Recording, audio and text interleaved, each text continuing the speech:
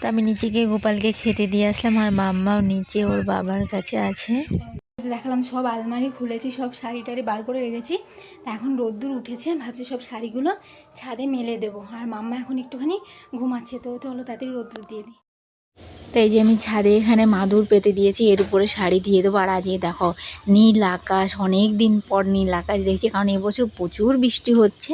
তার দিকে সকাল সকাল রোদ্দুর বলে আমি ভাবলাম তাহলে শাড়িগুলো সব দিয়ে দিই, কারণ 2 বছর ধরে আসাও হয়নি, শাড়ি টাড়ি কিছুই রোদ্দুর দেওয়া হয়নি, ওইভাবেই ছিল।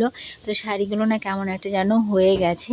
তো আলমারিটাও খুলেছি, যেন কেমন একটা লাগছে। তো আলমারিটাও আমি ঝেড়ে মুছে খুলে রাখবো, একটু হাওয়া বাতাস ঢুকলে ভালো হবে। তো আগে কিছু শাড়ি এখানে দিয়ে দেবো, তো এই শাড়িগুলোকে উল্টে পাল্টে দিয়ে আবার কিছু শাড়ি দেবো। দেখো এখানে আমি দিয়ে দিয়েছি, একটু গরম করে করে তুলে নেবো। আর এখানেও কিছু শাড়ি দিয়েছি, এখানেও কিছু শাড়ি দিয়ে দিয়েছি। আর ওইগুলো সব কালকে যে আমরা এসেছি সব ড্রেস ধুয়ে এখানে মেলে দিয়েছি। খুব রোদ্দুর উঠেছে, আমি মেলে দিয়ে একবার উল্টে দিলাম। এখন নিচে যাব, একটু পরে এসে আবার এইগুলোকে তোলা আর কিছু শাড়ি দিয়ে দেবো, কারণ আমার তো বেশি শাড়ি নেই। তো চলো।